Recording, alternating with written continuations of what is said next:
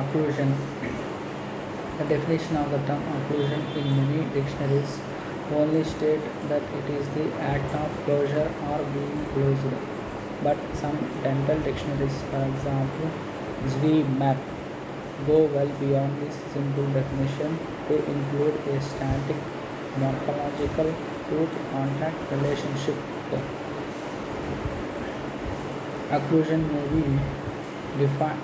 Occlusion also may be defined as the contact relationship of the teeth in function or parafunction. The contact relationship of the teeth in function or parafunction. However, the term refers not only to contact at an occlusal interface but also to all those factors concerned with the development and stability of the masticatory system with the with the use of the teeth in oral motor behavior. Because brief definitions of occlusion are too limited to be used as a basis for dental practice, more more complete explanations evolve into the concepts or paradigms of occlusion that reflect prevailing interests and clinical convenience. Thus, a modern concept of occlusion must include the idea of an integrated system of functional units involving teeth, joints, and muscles of the head and neck. The solutions to problems such as bruxism, orthodontic relapse, denture instability, and periodontal trauma require the concepts of occlusion. Once more, the concepts, the problems such as bruxism, orthodontic relapse, denture instability, and periodontal trauma require concepts of occlusion that extend well beyond static arrangements of teeth, occlusal contacts, and jaw position. Now let's talk about the concepts of occlusion. Concepts of occlusion vary with almost every specialty of occlusion dentistry. Concepts of occlusion vary with almost every specialty of dentistry. Right?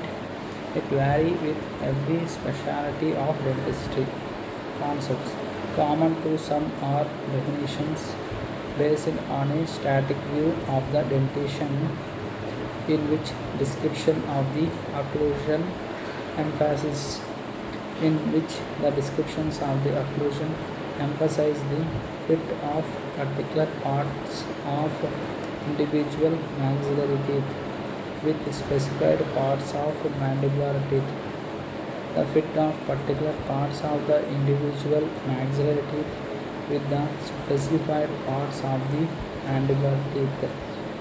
Until recently, only a few concepts of occlusion have included functional criteria, and because the dentofacial complex is highly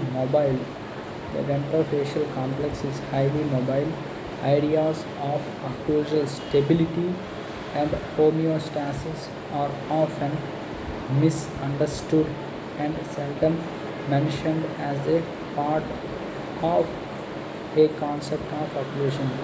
The ideas of occlusal stability and homeostasis are often misunderstood and seldom mentioned as a part of a concept of occlusion.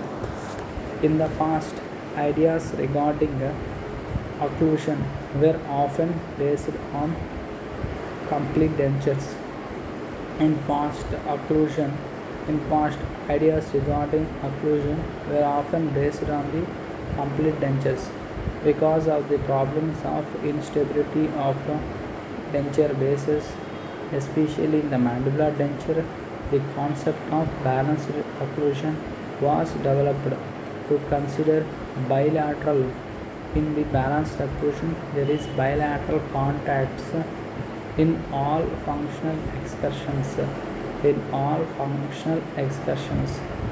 In balanced occlusion, there is bilateral contacts in all functional excursions to prevent tipping of the denture bases. Although some clinicians have adopted such concepts in the past for use with regard to the natural dentition, acceptance was limited and unsupported by research evidence. Even so, some of the concepts related to condylar guidance, cusp height, incisal guidance, curve of P, and plane of occlusion have been used in the restoration of natural teeth. Some of the concepts related to condylar guidance, cusp height, incisal guidance, curve of P, and plane of occlusion have been used in the restoration of natural teeth. Several concepts of an ideal or optimal occlusion of the natural dentition have been suggested by Angel, Schuler, Bayron, D'Amico, Friel, Hellman, Lucia, and Stallard, and Stewart, and Ramford, and Ash. These concepts test to varying degrees static and or functional characteristics of an occlusion as being theoretical practical goals for diagnosis and treatment of occlusion. Some of the ideas have been developed principally in relation to orthodontics or complete dentures, and others for full mouth rehabilitation. Some of the ideas have been developed principally in relation to orthodontics or complete dentures, and others for full mouth rehabilitation. None is completely applicable to the natural dentition. Some provide for specific occlusal contact relations and joint positions. Some provide for specific occlusal contact relations and joint positions, and few concepts of occlusion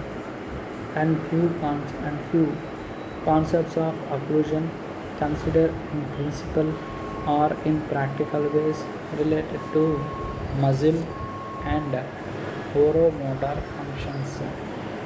The idea of a functional rather than simply a static relationship of occlusal surface has become increasingly important because of recognition that functional disturbances of the masticatory system can be related to malocclusion, occlusal dysfunction, and disturbances of oral motor behavior, including bruxism, which is a problem.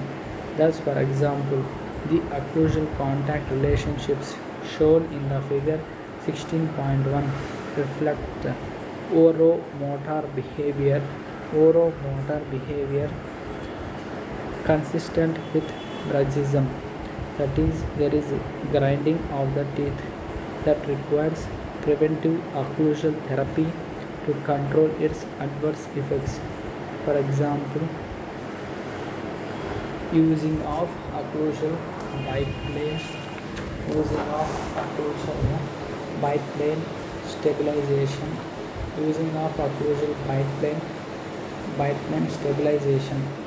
that is type splint. You can see in the figure 16.2. See the figure 16.1. The 16.1, what is the effects of bruxism in a young patient? There is a grinding of the teeth. What is the treatment for this? The treatment for this is by using the bite plane. See Figure 16.2 stabilization occlusal biplane occlusal biplane splint stabilization occlusal biplane splint to prevent the effects of bruxism, that is the grinding of the teeth is prevented by this. Now the restoration now the restoration of lost tooth structure due to aggressive bruxism as per other losses from other causes.